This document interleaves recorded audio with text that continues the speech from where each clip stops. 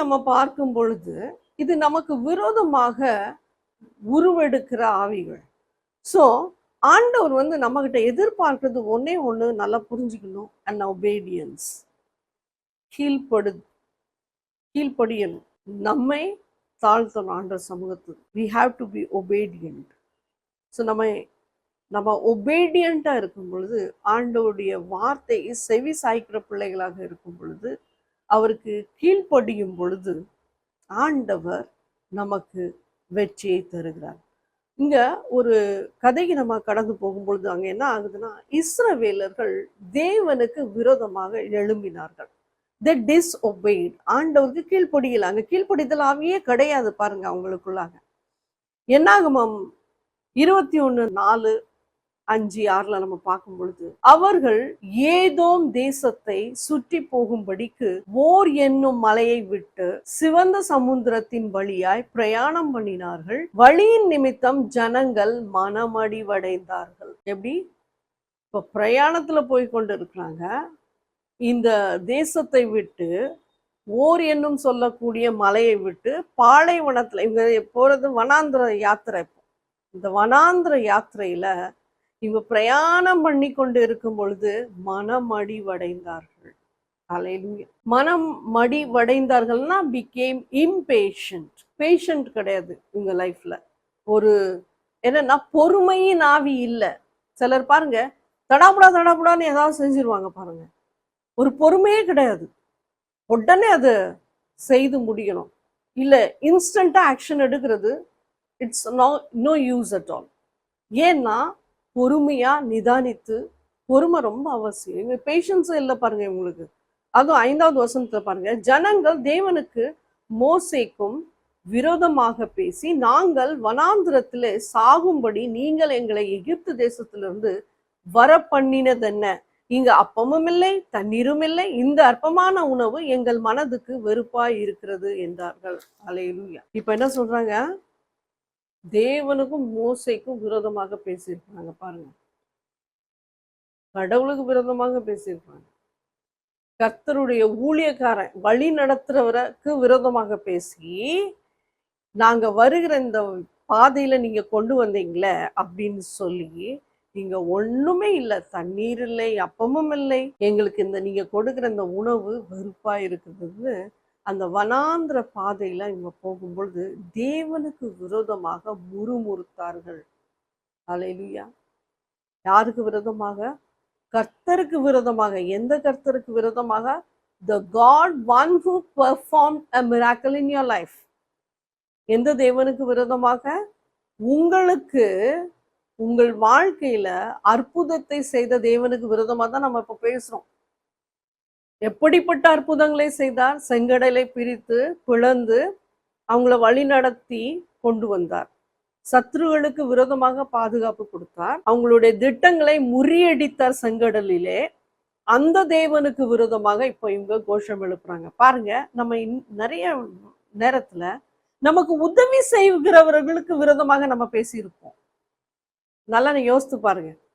நம்ம வாழ்க்கையில நமக்கு உதவி செய்யறவர்களுக்கு விரோதமாக நம்ம பேசுவோம்.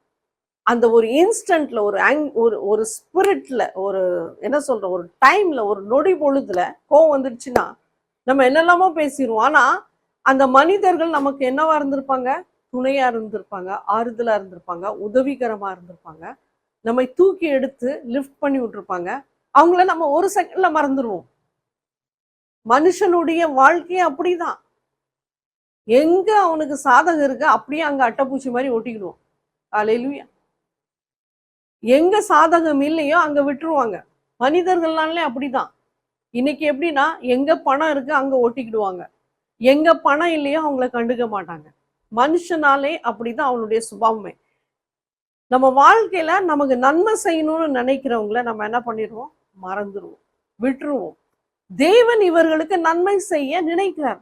ஆனா தேவனுக்கு விரோதமாக இவங்க எழும்பி பேசுறாங்க பாருங்க. ஆண்டவர் இவங்களுக்கு பாளையத்துல, இவங்க எதிரிகளுக்கு முன்பாக இவங்களை உயர்த்தினார். பாளையத்துல இறங்கும் பொழுது இவங்களுக்கு பாதுகாப்பு போட்டார். காலையில மேக ஸ்தம்பத்தை போலவும், ராத்திரியில அக்னியை போலவும் இவர்களுக்கு பாதுகாப்பு போட்டார். அப்படிப்பட்ட தேவனை தான் ஒரு நொடி பொழுதுல என்ன சொல்றாங்க, ஆண்டவருக்கு விரோதமாக முறுமுறுத்து இருக்கிறாங்க. இவங்க பேசவும் செய்திருக்கிறாங்க. அப்பொழுது கர்த்தர் கொள்ளிவாய் சர்ப்பங்களை ஜனங்களுக்குள்ளே அனுப்பினார். அவைகள் ஜனங்களை கடித்ததினால் இஸ்ரவேலுக்குள்ளே அநேக ஜனங்கள் செத்தார்கள். இப்போ கர்த்தர் எப்படி என்ன பண்றாருன்னா, இங்க கொல்லி நிறைந்த பாம்பா அனுப்புறார். சர்ப்பம், ஃபியரி சர்பண்ட். அந்த சர்ப்பம் என்ன பண்ணுச்சு, அவங்கள கடிச்சு போட்டோன்னா அவங்க செத்து போயிட்டாங்க. நிறைய பேரு இந்த கொள்ளிவாய் சர்ப்பத்துக்கு அகப்பட்டாங்க. ஏன்னா இவங்கெல்லாம் விரோதமா பேசினாங்க. ஆண்டவருக்கு தெரியும் யார் அவருக்கு விரோதமாக எழும்பி செயல்படுறாங்க, யார் விரோதமா பேசுறாங்க. வாழ்க்கையில உண்மை இல்ல, வெளிவேஷம் போடுறோம். எங்க நமக்கு ஆதாயம் கிடைக்குதோ அங்க ஒட்டி கொள்றோம். கர்த்தருடைய பிள்ளைகளுக்கு விரோதமாக எழும்புறோம். பல காரியங்களை நம்ம செய்யறோம். ஆனா இங்க ஆண்டவர் என்ன சொல்றார், கொல்லிவாய் சர்ப்பத்தை அனுமதிச்சார். கொரோனா சீசன் வந்த உடனே எல்லார் மனதிலையும் பயம்தான். ஒருத்தர் கூட சொல்ல முடியாது எனக்கு பயம் இல்லைன்னு சொல்ல முடியாது. சிச்சுவேஷனை நம்ம நினைவு கூறுவோம். அந்த காலகட்டத்துல ஒருத்தர் கூட வீட்டுக்கு வெளியே போக முடியாது. இது சர்ப்பத்தை அனுப்பல, ஆனா அந்த ஒரு நோய் ஆண்டவர் அனுப்புனாரு பாருங்க. இந்த கொல்லி வாய் சர்ப்பத்தை போலதான். ஹாஸ்பிட்டல்ல போனவங்களுக்கு பயம், நல்லாய் வந்தவங்களுக்கு பயம், நான் இருப்பேனா இருக்க முடியாத ஒரு பயம். ஏன் ஆண்டவர் இதை அனுமதிக்கிறாரு? பாவம், துன்மார்க்க ஜனங்கள் பூமியில வாழும்போது பாவம் பெருகுது. ஆண்டவர் அநியாயம் அக்கிரமத்தை பார்க்கவே மாட்டார், ஒருபோதும் ஒத்துக்கொள்ள மாட்டார். நம்ம நீதிமான்களாக இருக்கணும். If you are picking up the Bible, if you are saying that you are a servant of God, you have to change your life. You have to become the righteous person. நம்ம ஆண்டவருடைய பிள்ளைகளாக நம்ம மாறும் பொழுது நம்ம வாழ்க்கையை நம்ம சொல்ற கிறிஸ்தவன் நான் சொல்றோம், நான் ஆண்டவருடைய பிள்ளைன்னு சொல்றோம். சொல்வதை காட்டிலும் செயல்ல நம்ம காட்டணும். வெளிவேஷமாக நடிக்கிறது எல்லாமே வேஸ்ட். நம்ம என்ன செய்யறோமோ அதுக்கு ஆண்டவர் கூலி கொடுப்பார். பட் இங்க ஆண்டவர் என்ன சொல்றாருன்னா, see when you put your trust on God, God will never hate you. ஆண்டவர் நமக்கு விரோதமா எழும்ப மாட்டார். நம்ம ஆண்டவர் நம்பும் பொழுது ஆண்டவர் விரோதமா எழும்ப மாட்டார். ஆனா ஆண்டவருக்கு விரோதமாக நம்ம எழும்பணும்னா ஆண்டவர் என்ன பண்ணுவார், நம்ம ஒன்றுமில்லாம ஆக்கி போடுவார். அதுதான் இங்க கொல்லிவாய் நோயை அனுப்புறாரு, இப்படிப்பட்ட ஒரு வாதையை அனுப்புறாரு. அங்க பேசினவங்க எல்லாம் செத்து போறாங்க, மரித்து போறாங்க. தேவனுக்கு விரோதமாக கோஷம் எழுப்பின கூட்டம் இல்லாம போகுது பாருங்க, தேவ பிள்ளைகளுக்கு விரோதமாக. This is God is judging. அப்புறமாக என்ன பண்றாங்க பாருங்க, அவங்களுடைய மிஸ்டேக்ஸை உணர்றாங்க. நாங்கள் கர்த்தருக்கும், மோசைகிட்ட போய் சொல்றாங்க, நாங்கள் கர்த்தருக்கும் உமக்கும் விரோதமாக பேசினதால் பாவம் செய்தோம். இப்போ ஆண்டவர் அடி கொடுக்கும்போது மனுஷன் உணர்றான், அப்பா நான் பாவி. ஆண்டவர் நம்ம நேசிக்கிறாரு, ரைட். எல்லாரும் சொல்லுவாங்க ஆண்டவர் நம்ம நேசிக்கிறார், right. But sometime we don't recognize that love of God. ஆண்டவருடைய அன்பை உணர்வில்லாத ஜனங்களாக நம்ம வாழ்ந்த காலமும் உண்டு, பாவம் செய்த காலமும் உண்டு. அப்போ நம்ம பாவம் செய்யும் பொழுது, உணர்வில்லாத ஜனங்களாக வாழும் பொழுது தேவன் என்ன பண்றாருன்னா, அங்க ஒரு அடி கொடுக்கிறார் பாருங்க. He is chastising us. பெரும்பால நம்மை அடிக்கிறார். நம்ம வாழ்க்கையில அடி விழலைன்னா நம்ம கடவுளை தேட மாட்டோம், ஆண்டோடைய அன்பை உணர மாட்டோம்.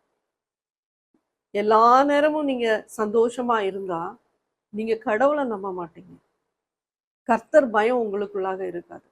ஆனா சம்டைம் ஆண்டவர் நம்மளை சாஸ்டைஸ் பண்ணுவார், அடிப்பார், நமக்கு கற்றுக் கொடுப்பார். ஸோ ஆண்டவர் அடிக்கும் பொழுதுதான் அந்த மனுஷனுக்கே புத்தி வரும். ஓ, நான் இவ்வளோ நாள் என்னுடைய சுய பலத்துல நம்பி இருந்தேன், என்னால் எல்லாமே செய்ய முடியும். ஆனா இப்போ உணர்வு வருது, நோ, நான் நினைத்தது தவறு. ஆண்டவரை சார்ந்திருந்தால்தான் ஜெயம் கொள்ள முடியும். இது பைத்தியமாக தெரியும் உலகத்துக்கு. மற்றவங்க எல்லாம் பார்த்தா பைத்தியத்தனமா இருக்கு அப்படின்னு நினைப்பாங்க. ஆனா உண்மையிலே ஒரு ரகசியம் இதுதான், ஆண்டவரை சார்ந்திருக்கிறவர்கள் பெரிய பராக்கிரமசாலி. அவங்க கிட்ட மோதக்கூடாது. they are mighty in their works. I'm talking about some spiritual godly servant. பார்க்க சிம்பிளா தான் இருப்பாங்க, பலவீனமா இருப்பாங்க. ஆனா ஆண்டவர் ஆவி அவர்களுக்குள்ளாக இருந்து கிரியை செய்கிறத நாம் உணராம தவறு செய்வோம், அவங்களுக்கு விரோதமாக பேசுவோம். அப்பொழுது ஆண்டவர் வாதிப்பார். ஹல்லேலூயா. ஸோ இங்க எப்படி ஒரு பிரச்சனை வருது பாருங்க. சர்ப்பம் வந்து கடிக்குது, எல்லாம் செத்து போறாங்க. இப்ப மக்கள் பாவம் செய்தோன்னு உணர்றாங்க. அப்ப மறுபடியும் என்ன பண்றாரு மோசே? ஆண்டவர்கிட்ட போய் மன்றாடுகிறார். ஹல்லேலூயா. ஆண்டவர்கிட்ட போய் விண்ணப்பம் பண்றாரு. யாருக்காக? இதே ஜனங்கள் முறுமுறுத்த ஜனங்கள், தேவனை தேடாத ஒரு ஜனங்கள், தேவனை அறியாத ஜனங்கள், முறுமுறுப்பு அவங்க வாய்க்குள்ளாக வருது. இப்ப அதே ஜனங்களுக்காக போய் என்ன பண்றாரு? மன்றாடுகிறார், ப்ரே பண்றார், பெட்டிஷன் போடுறார் ஆண்டவர்கிட்ட. அப்பா எங்களுக்கு உதவி செய்யுங்கன்னு. நம்பர்ஸ் 2:21-8 நம்ம பார்க்கும் பொழுது, அப்பொழுது கர்த்தர் மோசேயை நோக்கி, நீ ஒரு கொள்ளிவாய் சர்ப்பத்தின் உருவத்தை செய்து அதை ஒரு கம்பத்தின் மேல் தூக்கி வை, கடிக்கப்பட்டவன் எவனோ அவன் அதை நோக்கி பார்த்தால் பிழைப்பான் என்றார். அப்படியே மோசே ஒரு வெண்கல சர்ப்பத்தை உண்டாக்கி அதை ஒரு கம்பத்தின் மேல் தூக்கி வைத்தான். சர்ப்பம் ஒருவனை கடித்த போது அவன் அந்த வெண்கல சர்ப்பத்தை நோக்கி பார்த்து பிழைப்பான். ஹல்லேலூயா. சர்ப்பம் ஏன் ஆண்டவர் வந்து வெண்கல சர்ப்பத்தை உருவாக்கி ஒரு கம்புல போடுன்னு ஏன் சொல்றாருன்னா, இப்போ ஒரு போலில் ஆண்டவர் வந்து ஏன் இந்த சர்ப்பம், இந்த வெண்கல சர்ப்பத்தை உண்டாக்கி அதுல வைங்கன்னு ஏன் சொல்றாருன்னா, ஏன் அவங்க அந்த சர்ப்பம் வந்து ஒரு சாபத்தை போல பாக்குறாரு பாருங்க. ஏன்னா அந்த சாபம், அந்த சர்ப்பம் வந்து அவங்களை கடித்து போட்டுச்சு. இப்ப அந்த சாபம் என்ன ஆச்சு? மாறுவதற்கு, அது கடிச்ச விஷம் உள்ள வந்துட்டு இப்ப சாகாம பிழைத்து கொள்ளணும்னா மெடிசின் எடுக்க சொல்ல, டேப்லெட் எடுக்க சொல்ல, வைத்தியம் பார்க்க சொல்ல, அதை மட்டும் பாருன்னு சொன்னாரு. அந்த வெண்கல சர்ப்பத்தை பாரு, நீங்க அப்போது பிழைத்துக் கொள்வீர்கள், அப்படின்னா சாக மாட்டீர்கள். அதுதான் ஆண்டவருடைய வார்த்தை. அந்த வெண்கல சர்ப்பத்தை நீங்க யாரெல்லாம் பாக்குறாங்களோ, கடிக்கப்பட்டவங்க, அதாவது பாம்பு கடிக்கப்பட்டவங்க பார்க்கும் பொழுது பிழைத்துக் கொள்வீர்கள். ஹல்லேலூயா. ஸோ அந்த நம்ம பார்க்கும் பொழுது தேவன் என்ன பண்றாருன்னா நமக்கு ஒரு விடுதலையும் கொடுக்குறார். நம்ம மேல கோபம் கொண்டாலும் கூட ஆண்டவர் என்ன பண்றாரு? மறுபடியும் மனதுருகிறார். யார் நிமித்தம் மனதுருகிறார்னா மோசே நிமித்தம். ஏன்னா மோசே தான் அங்க மக்களுக்காக போய் ஜெபிக்கிறார். So prayer is very very important in your personal life. ஜெபம் நம்ம ஆவிக்குரிய வாழ்க்கையில ஒரு முக்கிய பங்காக இருக்கிறது. நம்ம வாழ்க்கையில ஜெபம் இருக்க வேண்டும். ஜெபம் இல்லை என்றால் நம்ம எதையும் ஜெயிக்க முடியாது. நமக்கு விரோதமாக எழும்புகிற இந்த கிரியைகள், ஆவிகள், நோய்கள், ஏதாவது நமக்கு விரோதமாக எழும்புகிற ஒரு கூட்டமாக இருக்கலாம். தாவீது என்ன சொல்றாரு பாருங்க, சங்கீதம் 94:16-17, துன்மார்க்கருக்கு விரோதமாய் என் பட்சத்தில் எழும்புகிறவன் யார்? அக்கிரமக்காரருக்கு விரோதமாய் என் பட்சத்தில் நிற்பவன் யார்? நமக்கு விரோதமாக அக்கிரமம் செய்யறாங்க, நமக்கு விரோதமாக துன்மார்க்கம் செய்யறாங்க, நமக்கு விரோதமாக பிளான் போடுறாங்க, திட்டம் தீட்டுறாங்க, நமக்கு தெரியாம போய்விடுது. இதெல்லாம் நமக்கு விரோதமாக நிறைய காரியங்களை செய்துடுறாங்க. நமக்கு தெரியாம நிறைய காரியங்கள் நடந்து போயிடுது. ஸோ அப்போ 17 சொல்றாரு பாருங்க, கர்த்தர் எனக்கு துணையாய் இராவிட்டால் என் ஆத்துமா சீக்கிரமாய் மௌனத்தில் வாசம் பண்ணி இருக்கும். ஒரே ஒரு பாயிண்ட் அங்க சொல்றாரு பாருங்க, கர்த்தர் எனக்கு துணை இராவிட்டால், அதாவது கர்த்தர் எனக்கு கூடவே இருந்து எனக்கு பாதுகாப்பு போடாவிட்டால் நானும் மாண்டு போயிருப்பேன். அப்படின்னா சத்துரு எப்படிப்பட்ட சதித்திட்டம் பண்றாங்க பாருங்க. நமக்கு விரோதமாக எப்படிப்பட்ட கிரியைகள், நம்மை நாசமாக்க வேண்டும், மோசம் போக்க வேண்டும். ஆனா அவங்களும் கிறிஸ்தவங்க தான், அவங்களும் தெய்வ பிள்ளைகள் தான். நமக்கு விரோதமாக சூழ்ச்சி எழுப்புறாங்க, விரோதமாக திட்டம் திட்டுறாங்க, பிளான் பண்றாங்க, எக்ஸிக்யூட் பண்றாங்க. ஆனா கடவுள் வந்து என்ன பண்றாரு? நம்மை பாதுகாக்கிறார். அதான் the Lord is my strong fortress. ஹல்லேலூயா. கர்த்தர் நமக்கு பயங்கரமான ஒரு ஃபோர்ட்ரஸா இருக்கிறாரு. எப்பவுமே வந்து நமக்கு வந்து ஒரு ப்ராப்ளம் நம்ம லைஃப்ல இருக்கும் பொழுது நமக்கு மக்களுடைய ஒரு ட்ரூ கலரே அப்போதான் தெரியும். நமக்கு ப்ராப்ளம்ஸோ, இல்லை நம்ம வந்து சோதனையில இருப்போமோ, இல்லை நம்ம வந்து பலவீனத்துல இருக்கும்போது, நம்ம ஸ்ட்ரகிள் பண்ணும்போது நம்ம சுற்றி இருக்கிறவங்க என்ன பண்ணுவாங்கன்னா நம்ம விட்டு போயிடுவாங்க. அப்போ நமக்கு அந்த டைம்ல ஆண்டவர் வந்து ஒரு ரியல் ஃபேஸ் ஆஃப் த பீப்புளை காட்டுவார் பாருங்க. இவங்களுடைய உண்மையான முகம், இவங்களுடைய உண்மையான சிந்தை, இவங்க எப்படிப்பட்டவர்கள் பாருங்க. நமக்கு ஆபத்துல துணை இல்லாம விட்டு ஓடுறவங்க பாருங்க அப்படின்னு ஆண்டவர் அந்த ட்ரூ கலரை காட்டுறாரு. அண்ட் நம்ம நினைப்போம், ஏன் ஆண்டவரே சில நேரத்துல நமக்கு இப்படி ஒரு துன்பங்கள், இப்படி ஒரு இழப்புகள், இப்படி ஒரு வேதனைகள், இப்படி நம்ம வாழ்க்கையில வரும்பொழுது நம்ம நிறைய வாட்டி நம்ம நினைப்போம், ஆண்டவர் ஏன் எனக்கு இந்த சுச்சுவேஷன், இந்த ப்ராப்ளத்தை கிரியேட் பண்றார். நான் நிறைய நேரம் இப்படி நினைச்சிருக்கிறேன், ஏன் ஆண்டவர் எனக்கு வந்து இப்படிப்பட்ட ஒரு ப்ராப்ளம்ஸ் வருது, ஏன் இப்படிப்பட்ட ஒரு சூழ்நிலை உருவாகுது அப்படின்னு நம்ம நினைக்கும் பொழுது ஆண்டவர் அடிக்கடி எனக்கு சொன்ன ஒரு வார்த்தை என்னன்னா, because I train you in the battle. ஆண்டவர் என்ன சொல்றாருன்னா, இந்த போர்க்களத்துல நான் உனக்கு யுத்தத்துக்கு ஆயத்தப்படுத்துகிறேன், எப்படி இதை ஜெயிக்கணும்னு ஆயத்தப்படுத்துகிறேன். ஸோ நம்பர் ஒன் வந்து ஆண்டவர் நமக்கு யுத்தத்துல எப்படி ஜெயம் கொள்வது என்று ஆண்டவர் நமக்கு கற்றுக் கொடுக்கிறார். ரெண்டாவது வந்து நம்மை சுற்றி இருக்கிறவர்களை நம்ம அதிகமா நம்புவோம். நம்மை காட்டிலும் நம்ம ஃப்ரெண்ட் அதிகமா நம்புவோம். நம்மை காட்டிலும் நமக்கு வழி காட்டுறவங்கள நம்ம அதிகமா நம்புவோம். நம்மை காட்டிலும் நமக்கு அன்பா பாசமா வெளியே காட்டுறவங்கள நம்ம அதிகமாக நம்புவோம் பாருங்க. ஆனா அந்த நம்பிக்கை வீண் என்று ஆண்டவர் காட்டுவாரு. உன்னை சுத்தி இருக்கிறவங்க உன்னை ஏமாத்துறாங்கன்னு பாருன்னு ஆண்டவர் தெளிவா காட்டுவாரு. ஹல்லேலூயா. நம்மை சுற்றி இருக்கிறவங்க நமக்கு ஏமாற்றத்தை கொடுக்கிறார்கள் என்று அந்த நேரத்துல ஆண்டவர் காட்டுவார். அதுக்காக தான் ஆண்டவர் இதெல்லாம் செய்யறார். மூன்றாவது நமக்கு என்ன காட்டுறாருன்னா, அவர் மாத்திரம் நம்ம கூட இருப்பதை அவர் தெளிவாக காண்பிப்பார். எப்படின்னா, எல்லாரும் நம்மளை விட்டு விலகி ஓடும் பொழுது தேவன் அந்த யுத்தத்துல நம்ம கூட இருப்பதை ஆண்டவர் காட்டுவார். அதுதான் பிரியமானவர்களே, நம்ம வாழ்க்கையில ஒரு துக்கமா இருக்கலாம், ஒரு சோகமா இருக்கலாம், ஒரு சோர்வா இருக்கலாம், சஞ்சலப்பு இருக்கலாம், தவிப்பு இருக்கலாம், வேதனை இருக்கலாம், நமக்கு இக்கட்டு நிலைமை இருக்கலாம், நம்ம பொருளாதார இக்கட்டு நிலைமையா இருக்கலாம், ஏதாவது ஒண்ணு நம்ம வாழ்க்கையில வரும் பாருங்க. இதெல்லாம் ஆண்டவர் ஏன் அனுமதிக்கிறார்னா, ஆண்டவர் நமக்கு காண்பிக்கிறார், நான் உன் கூட இருக்கிறேன் என்று சொல்லி. Hallelujah. So never give up. என்னைக்குமே அதை விட்டு ஓடாதீங்க. என்னைக்குமே வந்து நெவர் டிசப்பாயிண்ட். எப்பவுமே டிஸ்கரேஜ்ல போகாதீங்க, சோர்ந்து போகாதீங்க. ஆனா போல்டா இருங்க, கரேஜியஸா இருங்க, தைரியமா இருங்க. அண்ட் ரொம்ப வந்து ஸ்ட்ராங்கரா இருங்க. ரொம்ப ஆண்டவருடைய பலத்துல நீங்க ஸ்ட்ராங்கரா இருங்க. ஸோ இந்த சிம்சன் வாழ்க்கையை நம்ம பார்ப்போம். சிம்சனுக்கு எப்படிப்பட்ட ஒரு தைரியத்தை ஆண்டவர் கொடுத்தார் பாருங்க. வாழ்நாள் முழுவதும் எப்படிப்பட்ட ஒரு தைரியம் ஆண்டவர் கொடுத்தார் பாருங்க. என்ன ஒரு தைரியத்துல எதிரிகளை மேற்கொண்டு வந்தார். அந்த எதிரிகள் சிறைபிடித்து கொண்டு போகும்பொழுது கூட அங்க கூட ஆண்டவர் ஒரு பெரிய ஒரு தைரியத்தை கொடுத்தாரு பாருங்க. அதுதான் தேவனுடைய தைரியம். இங்க நம்ம யோசேப்பு வாழ்க்கையில பார்க்கும் பொழுது சகோதரரால் புறக்கணிக்கப்பட்டவர், தகப்பனால் அரவணைக்கப்பட்டவர். தகப்பன் மற்ற பிள்ளைகளை பார்க்கலாம் யோசேப்பு அதிகமாக நேசித்தார், அவருக்கு நல்ல வஸ்திரத்தை கொடுத்தார். ஆனா யோசேப்புடைய வாழ்க்கை நீதிமானா இருந்தது. அதுதான் ரொம்ப முக்கியம். ரொம்ப ரைச்சஸா வாழ்ந்தான். மற்ற பிள்ளைகளை போல இல்லாமல் பாருங்க, மற்ற பிள்ளைங்கள்லாம் பாருங்க, யாக்கோபு பிள்ளைங்களுக்கு கோபம் வரும், ஆக்ரோஷம் வரும். ஒருத்தர் அவங்க பாருங்க எப்படி அவங்க கோபத்தெல்லாம் நம்ம பார்க்கலாம் பைபிள்ல. தீனால் ஈவெண்ட்ல கூட போய் அட்டாக் பண்றாங்க பாருங்க, இன்வேஷன் பண்றாங்க, அடித்து போடுறாங்க. அப்போ இப்படிப்பட்ட ஒரு ஆவேச ஆவி அவர்களுக்குள்ளாக இருந்தது. ஆனா யோசேப்பு புத்திசாலி பாருங்க. அவனை குழியில போட்டாங்க, அவன் செத்து போயிட்டான்னு அப்பா கிட்ட வந்து பொய்யான தகவலை கொடுத்துட்டாங்க. அப்பா ஏங்கி ஏங்கி என் பிள்ளை எப்போ வருவானோன்னு ஏங்கி கொண்டு இருந்த ஒரு தகப்பனை நம்ம பார்க்கணும். ஆனா எல்லாமே விரோதமாக செயல்பட்டார்கள்.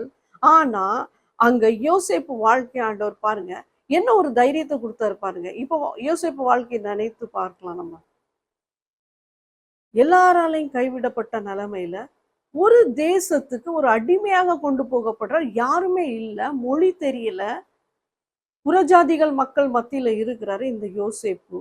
ஆனா என்ன ஒரு தைரியத்துல அவர் ஜீவிச்சிருப்பாரு பாருங்க. அதுதான் கர்த்தர் கொடுக்கிற ஒரு தைரியம். அதுதான் பிரியமானவர்களே தேவன் கொடுக்கிற ஒரு நம்பிக்கை, தைரியம் உங்க வாழ்க்கையில இருந்துச்சுன்னா நம்ம ஆண்டவர் காட்டுகிற வழியிலே போவோம். ஆண்டவர் நிச்சயமாக நமக்கு ஒரு துணையாக இருப்பார். ஹல்லேலூயா. இன்னைக்கு நம்ம இப்படிப்பட்ட நிறைய ஈவெண்ட்ஸ் பிப்ளிக்கெல்லாம் நம்ம பார்த்தோம்னா பார்த்துக்கிட்டே போகலாம், சேர்த்து கொண்டே போகலாம். This is all God given strength. And when we put our trust in God, God definitely gives us a victory. He will fight the battle. ஆண்டவர் வந்து அந்த போர்க்களத்துல இறங்குவார். கிதியோன் வந்து சண்டை போர்க்களத்துல போறாரு பாருங்க. ஒரு பெரிய சேலஞ்சை பார்க்குறாரு. இந்த மிதியானாயிட்ஸும் இந்த அமலேக்கியர்களும் இவர்களுக்கு விரோதமாக எழும்பி வர்றாங்க பாருங்க. இந்த இஸ்ரவேல் ஜனங்க தேவனுக்கு விரோதமாக இருந்ததுனால, நடந்ததுனால, பர்சனல் லைஃப்ல ஒரு கர்த்தரை தேடல, கர்த்தருக்கு விரோதமான காரியங்கள் இவங்க செய்ததுனால 7 ஆண்டுகள் மிதியானைட்ஸ், அதாவது இந்த மீதியான் சொல்லக்கூடிய இந்த மக்களுக்கு அடிமையாக ஆண்டவர் கொடுத்தார். அது மட்டுமல்ல, அமேலேக்கியருக்கு அடிமையாக ஆண்டவர் இவர்களுக்கு ஒப்பு கொடுத்தார். ஸோ இந்த மிதியனைட்ஸ் அண்ட் தீஸ் அமலக்கைட்ஸ், இவங்கள ஆண்டவர் எழுப்ப பண்ணாரு. இவங்க வந்து பலசாலியா மாறிட்டாங்க. ஒண்ணுமே இல்லாம உப்பு சப்பாவா இருந்தவங்கள என்ன பண்றாரு ஆண்டவர்? தைரியத்தை கொடுத்து பலசாலியா மாற்றாரு. ஏன் மாற்றாருன்னா, நீ கீழ்ப்படிதல் இல்லை, நீ தேடல, என்ன ஜெபிக்கல, நீ பிரேயர் பண்ணல. இப்ப என்ன ஆகுறாங்க? 7 வருஷம் அடிமையா போறாங்க. எப்படிப்பட்ட அடிமைத்தனம்னா, இவங்களுடைய ஆடு மாடு கேட்டல்ஸ் எல்லாத்தையும் கொண்டுட்டு போயிடுவாங்க, கழுதெல்லாம் கொண்டுட்டு போயிடுவாங்க. இவங்களுடைய அறுவடை நடக்கும்போது அந்த அறுவடை எல்லாம் பிடுங்கிட்டு போயிடுவாங்க. இப்ப என்ன பண்ணாங்க? பயந்து போய் குகையிலையும் சிங்க கேபிலையும் போய் வாழ்ந்தாங்க. இவங்க அப்படிதான் வாழ்க்கை நடத்துனாங்க. பயந்து ஒரு குகை ஏதாவது தேடி போய் எங்கேயாவது போய் மறைமுகமாக வாழ்ந்த ஒரு வாழ்க்கையை நம்ம பார்க்கிறோம் இந்த காலகட்டத்துல, கிதியோன் காலத்துல. நியாயாதிபதிகள் 6:12 ஆண்டவர் இரக்கத்தை காட்டுறார். இப்போ கிதியோன் டைம்ல எப்போ வந்து நம்ம ஆண்டோடைய பிள்ளைகளாக நம்ம இருக்கும் பொழுது, ஒரு குடும்பத்திலேயோ ஒரு ஃபேமிலிலேயோ எங்கேயாவது ஒரு இடத்துல ஒருவர் கர்த்தரை தேடி ஜெபிக்கும் பொழுது ஆண்டவர் நிச்சயமாக அங்க இறங்குவார். அண்ட் ஐ பிலீவ் தட் கர்த்தர் அவங்களுக்கு இறங்கி வழிகளை ஆயத்தப்படுத்துவார். இங்க பாருங்க, இங்க கிதியோன் ஆண்டவருடைய பிள்ளையாக மாறுகிறான். He never did anything wrong against God. He was a child of God. So இங்க ஆண்டவர் மனுஷனை தேர்ந்தெடுத்துட்டார். கிடியோன் இவன் மூலமாக தான் இப்போ அவங்களுக்கு நான் யாருன்னு காட்ட போறேன் அப்படின்னு. ஸோ நீங்க ப்ரேயர் பண்ணும்போது ஆண்டவர் எதிரிகளுக்கு நல்ல பாடம் கற்றுக் கொடுப்பார்.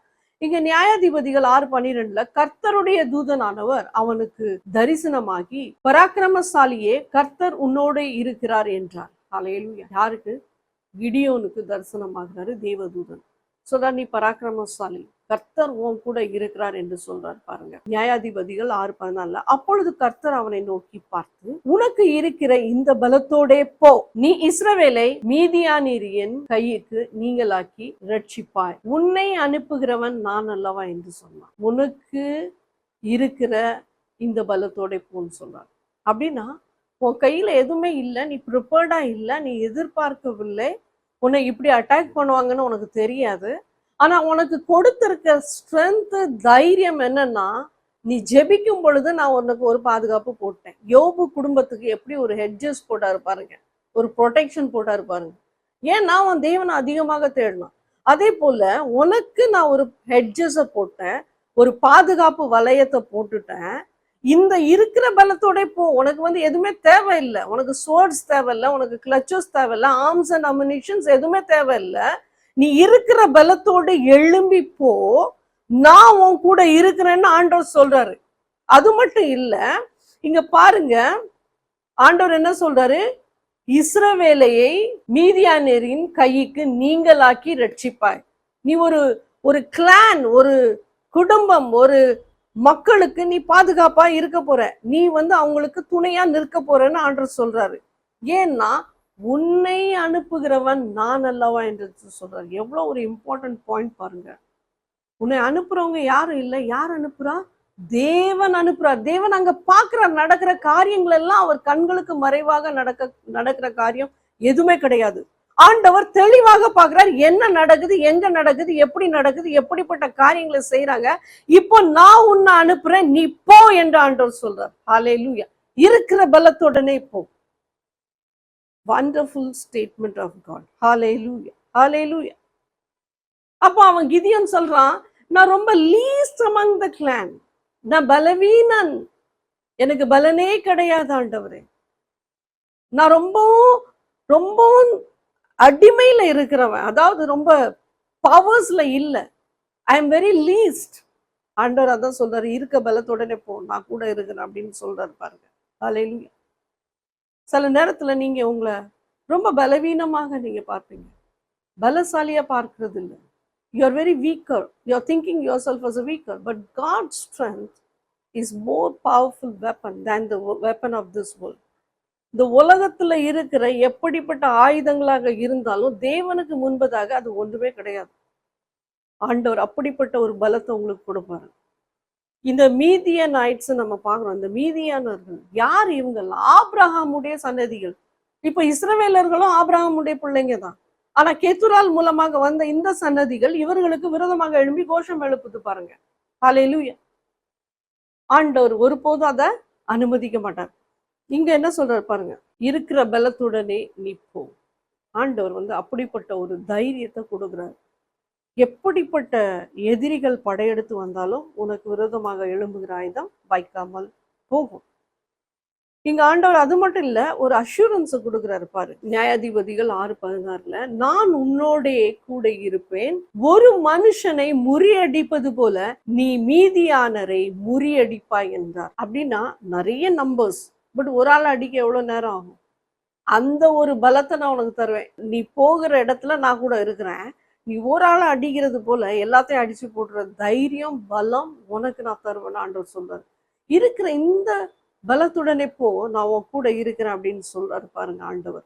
அதனால அந்த கிடியோன் காலத்துல இந்த மீதியினர்களையும் இந்த அமலேக்கியர்களையும் ஆண்டவர் என்ன பண்ணார்னா, அவர்களுடைய ஆக்கிரமிப்புல இருந்து இவர்களை பாதுகாத்தார், விடுவித்து கொடுத்தார். இவங்களுடைய எல்லா பொருட்களையும் விடுவித்து கொடுத்தார். அவங்கெல்லாம் ஆக்கிரமிப்பு பண்ணவங்க, அவங்கெல்லாம் அட்டகாசம் பண்ணவங்க. ஆண்டவர் அதுல இருந்து விடுதலை கொடுக்கிறார் பாருங்க.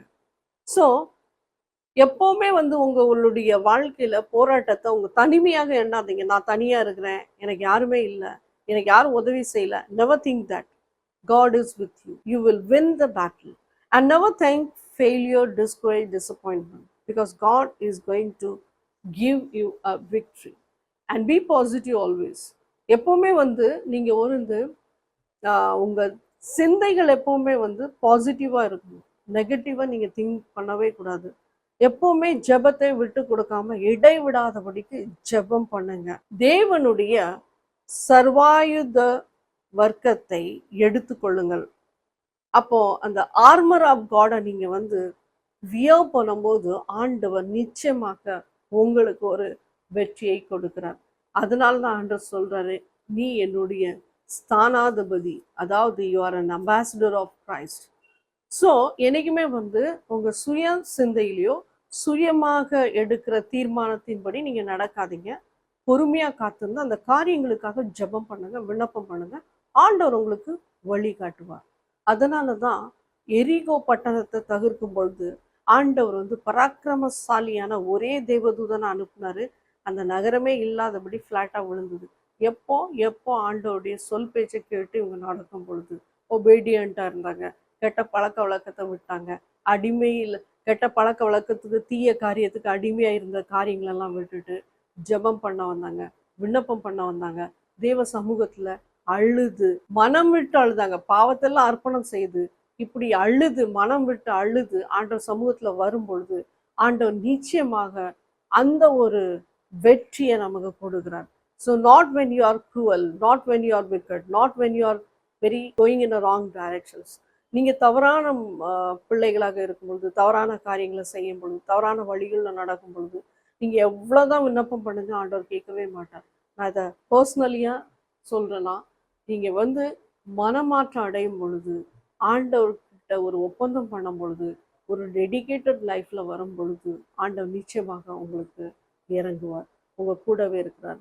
God will never forget that you are his child. ஆண்டவர் எப்பொழுதுமே உங்களை மறக்க மாட்டார், நீங்க அவருடைய பிள்ளைகள் என்று.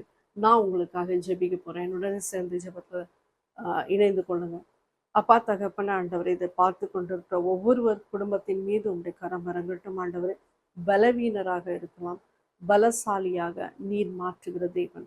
நான் உன் கூட இருக்கிறேன்னு சொன்னீங்க அப்பா தகப்பனே. கிடியோனுக்கு சொன்ன வார்த்தை, இருக்க பலத்துடனே நீ போ, நான் உன்னுடனே கூட இருக்கிறேன் என்று சொன்னீங்க தகப்பனே ஆண்டவரே. அந்த ஒரு பலத்தை ஆண்டவரே இதை பார்த்து கொண்டிருக்கிற பிள்ளைகளுக்கு நீர் கட்டளையிடும்படியாக ஜெபிக்கிறேன் தகப்பனே ஆண்டவரே. அவங்க குடும்பங்களிலே சந்தோஷமும் சமாதானமும் பெருக நீர் உதவி செய்வீராக. அப்பா, உங்களுடைய ஆணி பாய்ந்த கரம் அந்த குடும்பங்களிலே இறங்கட்டும் ஆண்டவரே. இந்த ஜெப நேரத்தில் ஆண்டவரே, இந்த ஜெப வேளையில ஆண்டவரே, தகப்பன ஆண்டவரே, அவர்களுடைய விண்ணப்பங்கள், அவங்களுடைய பெட்டிஷன்ஸ் எல்லாம் கேட்கப்படட்டும் ஆண்டவரே. அப்பா, அவங்களுடைய வேதனைகள் நீர் அறிகிறீர் ஆண்டவரே. அவங்களுடைய இக்கட்டு நிலைமையை நீர் அறிகிறீர் ஆண்டவரே. அப்பா, துக்கப்படுகிற நேரத்தை நீர் அறிகிறீர் ஆண்டவரே. காயப்படுத்தப்பட்ட நிலைமை நீர் அறிகிறீர் ஆண்டவரே. அப்பா, எல்லாமே விரோதமாக எழும்பினதை நீர் பார்த்து கொண்டிருக்கிறீர். கைவிடப்பட்ட நிலைமையில இருக்கிற ஒரு சகோதரனும் சகோதரியும் ஆண்டவரே, அப்பா, வெட்கப்பட்டு போகாதபடிக்கு தலை நிமிர்ந்து உயர்ந்து நடக்க நீர் உதவி செய்வீராக. இவர்களுக்கு விரோதமாக எழும்புகிற ஆயுதம் வாய்க்காமல் போகட்டும் ஆண்டவரே. உங்களுடைய பிள்ளைகளுக்கு விரோதமாக எழும்புகிற ஆண்டவரே கோஷங்கள் நிர்மூலமாக்கப்படட்டும் ஆண்டவரே. அப்பா, நான் பெரிய பலசாலி, நான் தைரியசாலி என்று கோலியாத்தை போல எழும்பி வருகிற கூட்டத்தை நீர் கண்ணோக்கி பார்த்து ஆண்டவரே, தாவீதுக்கு கொடுத்த அந்த 5 கற்களால் ஆண்டவரே, அவர் அந்த கோலியாத்தை தகர்த்து போட்டது போல உங்களுடைய பிள்ளைகளுக்கு ஒரு பலத்தை கொடுங்க, ஒரு தைரியத்தை கொடுங்க ஆண்டவரே, ஒரு திடத்தை கொடுங்க. அப்பா, இவர்களுக்கு உதவி செய்கிறவர்களை எழுப்பி ஆண்டவரே உதவி செய்வீராக ஆண்டவரே. அப்பா தகப்பனே, உங்களுடைய கண் அவர்கள் மீது இருக்கட்டும் ஆண்டவரே. உங்களுடைய கை குறுகுவது இல்லை ஆண்டவரே. அப்பா, நீர் பராக்கிரமசாலி தேவன் ஆண்டவரே.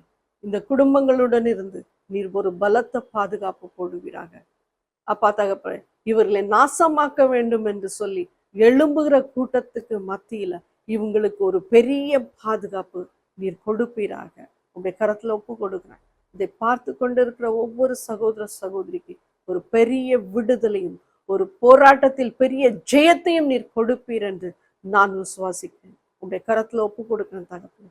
பலத்த பாதுகாப்பு கொடுங்க. இயேசுவின் நாமத்திலே ஜெபிக்கிறேன் நல்ல பிதாவே, ஆமென். கர்த்தர் உங்களை ஆசீர்வதிப்பாராக. God bless you and be with you. Amen. Amen.